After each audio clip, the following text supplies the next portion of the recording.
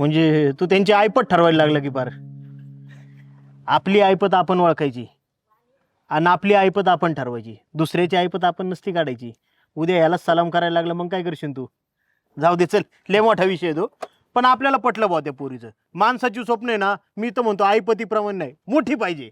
तू कधी कधी लय पुढचं राहणार. चल चल बस. त्यात तुझं एक आहे ना, काय कळत नाही मला. कुठून ज्ञान शिकून आलाय काय माहिती. ताई हे काम लय अवघड आहे ग. हो बघ. पोट भरायचंय म्हणून करावं लागतंय, नाहीतर ह्या असल्या कामाची सवय नाही बघ कधी.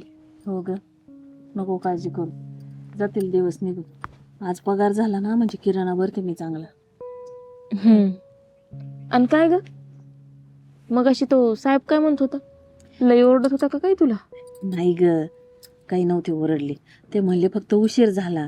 कस काय उशीर झाला, काय केलं? अगं मालक लय चांगला आहे आपला.